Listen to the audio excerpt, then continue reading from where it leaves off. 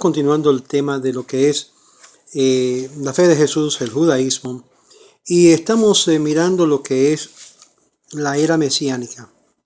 ¿Qué es lo que nos enseña las Escrituras que habría de ser la era mesiánica? Y la razón por la cual Jesús no lo pudo cumplir, no lo pudo lograr. Estos versículos que vamos a estar leyendo habla de que se espera de que Israel había de recibir de sus enemigos o sus enemigos anteriores lo que es el servicio de ellos y lo que es la parte material de ellos. Salmo capítulo 2, verso 8 nos dice claramente: pídeme y te daré por herencia las naciones, y como posesión tuya los confines de la tierra. Los quebrantarás con vara de hierro, y como vasijas de alfarero lo desmenuzarás. Ahora pues, oh reyes, sed prudentes, y admitidlo y amonestación, jueces de la tierra. Servid al Eterno con temor, y alegraos con temblor. ¿Por qué nos dice esto? Porque esto se está refiriendo a lo que es en la posición del Mesías como monarca sobre la casa de Israel. Una posición literal, no espiritual allá en el cielo. ¿Qué es lo que nos dice Isaías 60? Versos 5 al 6, vamos a ir a leerlo. Todo esto nos lleva a la conclusión de que el tiempo mesiánico es uno que habrá riquezas materiales, en particular que aún los mismos gentiles se lo van a dar al pueblo de Israel, como dice en Isaías 60, verso 5 en adelante. Entonces verás y resplandecerás, se maravillará y ensanchará tu corazón, porque se haya vuelto a ti la multitud del mar, y las riquezas de las naciones hayan venido a ti. Las riquezas de las naciones, es decir, Israel, el pueblo de Israel será un poder financiero mundial, porque todas las naciones le darían el dinero para que los hebreos lo manejen. Dice que la multitud de camellos te cubrirá, dromedarios de Madián y Efa vendrán todos de Sabá, y traerán oro y incienso, y publicarán alabanzas al Eterno, música, arte. Estamos hablando de un momento muy especial. Verso 12. Porque la nación o el reino que no te sirviere, perecerá, y de todo será asolado. ¿Qué es lo que dice aquí el profeta? Que las naciones y el pueblo que no dan honor a Israel, que no sirven a Israel, sino que van en contra de Israel, perecerán, serán totalmente asolados. Esto es la época mesiánica. Verso 14 que lo dice: y vendrán a ti humillados los hijos de los que te afligieron, y a las pisadas de tus pies se encorvarán todos los que te escarnecían, y te llamarán ciudad del Eterno, Sión del Santo de Israel. Fíjese la expresión, en vez de llamarlos malditos, en vez de decir maldecidos por Dios, por haber rechazado al Cristo, al Mesías, van a decir bendito. ¿Cómo es posible esta contradicción que existe entre los mundos religiosos? Obvio, alguien está equivocado. Y obvio, según las Escrituras, no es el pueblo hebreo. Los gentiles vendrán y edificarán y llamarán. Isaías 61, versos 5 al 6. Ahí no termina las bendiciones materiales. ¿Qué es lo que dice? Y extranjeros apacentará vuestras ovejas, y extraños serán vuestros labradores y vuestros viñeros. Ahora, hay muchos que dicen que, bueno, los gentiles van a ser esclavos. No, aquí no dice esclavos, amigos. Dice que van a venir a servir, porque van a saber que al servir al judío van a recibir bendición de lo alto. No es esta mentalidad de una esclavitud forzada. Lo opuesto, dice que los extranjeros apacentarán vuestras ovejas, y los extraños serán vuestros labradores y vuestros viñedos, y vosotros seréis llamados sacerdotes del Eterno, ministros de nuestro Dios seréis llamados, y comeréis de la riqueza de las naciones, y con su gloria seréis sublimes, y en lugar de vuestra doble confusión y de vuestra doble deshonra os alabarán en sus heredades, por la cual en sus tierras poseerán doble honor y tendrán perpetuo gozo.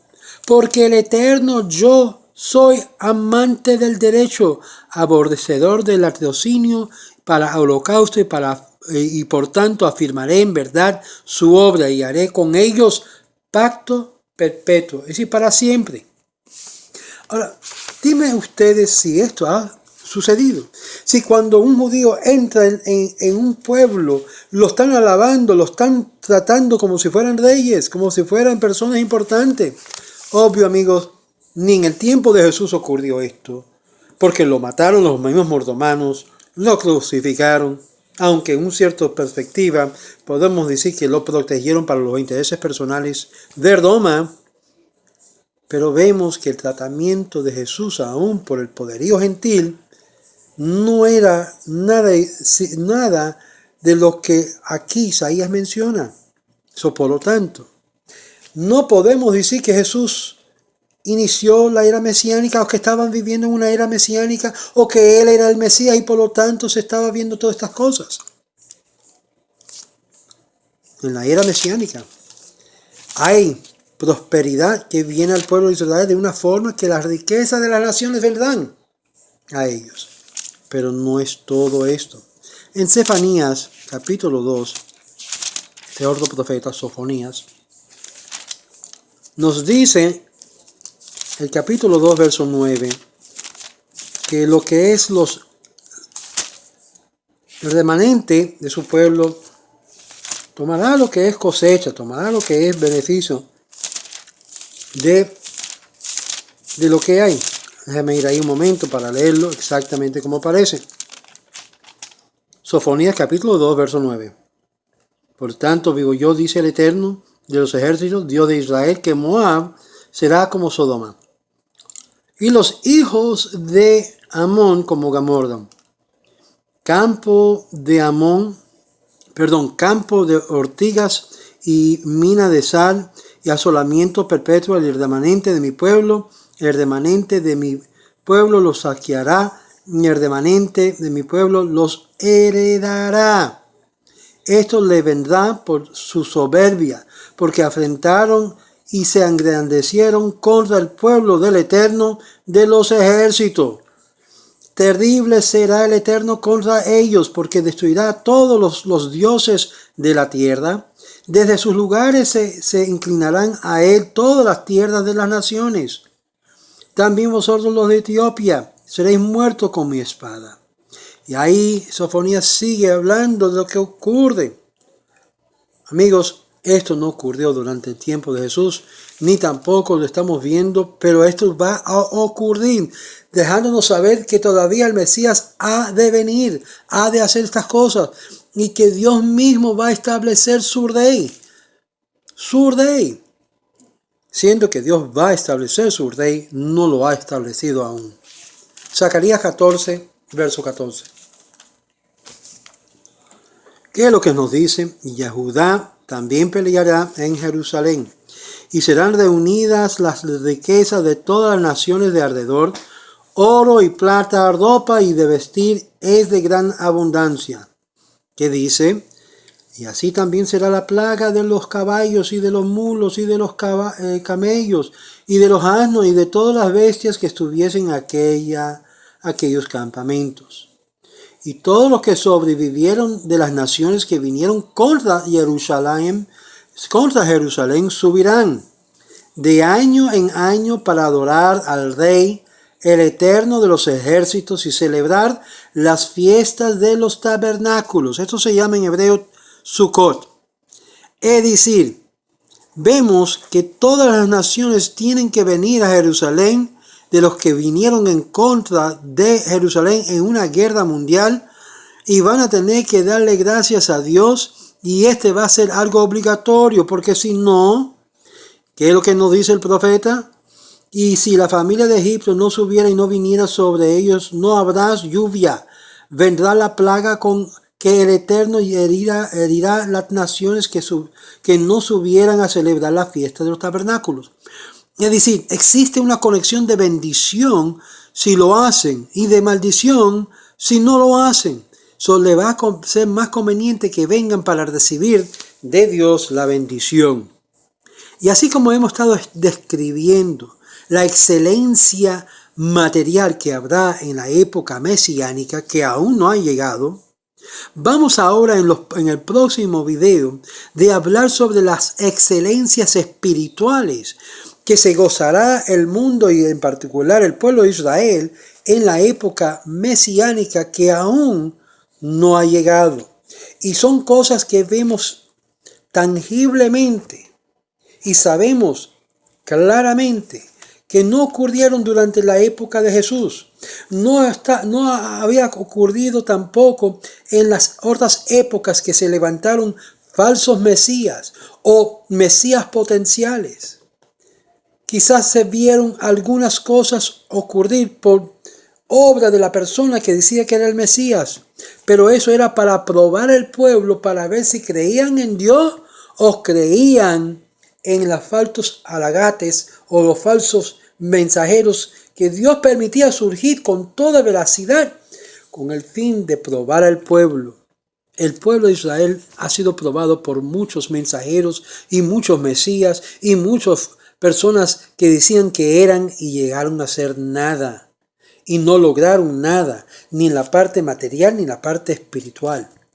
En la próxima vamos a ver pasajes que nos dice quién es quien redime, quién es quien salva, quién es quien perdona, quién es quien nos libra de todo nuestro mal. Y vamos a ver que es el eterno nuestro Dios, el único que puede hacer las cosas. Aun si usando un instrumento, sea el Mesías, sea un profeta, sea un mensajero, todavía es el eterno Dios quien lo hace y a Él es quien hay que darle toda la honra y toda la gloria y todo el crédito. Ningún hombre puede atribuirse de que, yo fui. Y este es otro error que hallamos en lo que es el mensaje contemporáneo de la cristiandad. No se le da gloria a Jesús, no se le da honra a Jesús, no se le da honra o gloria a un hombre que simplemente fue usado como instrumento en su época. Más adelante vamos a ver en qué cabe Jesús en todo esto, lo que tiene que ver con judaísmo. Pero esto mismo vemos que Jesús también lo creyó, lo enseñó y lo practicó. Esto era la creencia y la visión mesiánica del mismo Jesús. Porque claramente sabemos que ocurrió una historia, según los evangelios, que narran los evangelios, que dice que hubo un hombre rico y le llamó y le dijo: bueno, maestro, ¿qué tengo que hacer para heredar el reino de los cielos? Y inmediatamente Jesús se opone y le dice a este joven rico: ¿por qué me llamas bueno? Solo hay uno bueno. Si quieres heredar el reino de los cielos, ¿qué dicen los mandamientos? Claramente Jesús le dice sencillamente a este joven rico el plan de salvación según el formulario judío. Nada ni diferente, solamente vemos el cambio mucho más adelante cuando Pablo habla de creer en Jesús y ser salvo tú y tu familia. No tiene nada que ver con el mensaje de Jesús. El evangelio de Pablo, Paulino, Romano y más tarde de la iglesia está en contradicción del mismo maestro de Jesús del cristianismo. Es decir, si llega a estudiar lo que en sí dijo Jesús, era puro judaísmo. Y aún su visión mesiánica de lo que habría de venir era puro judaísmo. Era bíblico. Sin embargo, lo que hoy enseñan en el nombre de Él es totalmente lo contrario y se asemeja más a otras enseñanzas, la cual no fue la que enseñó Jesús. ¿Cuál es el fin de todo esto? Vamos a seguir adelante a ver el próximo video de cómo las riquezas espirituales en la época mesiánica se hace real para el pueblo de Israel y para el mundo entero, entrando en una época que será de paz, de prosperidad, de sanación y de días de alegría para aquellos que se conectan con Dios, el Dios de Israel, y con el pueblo de Israel. Conéctate con el pueblo de Israel y estarás bajo la sombra del Omnipotente, porque Dios vela por la niña de los ojos de Dios. Shalom.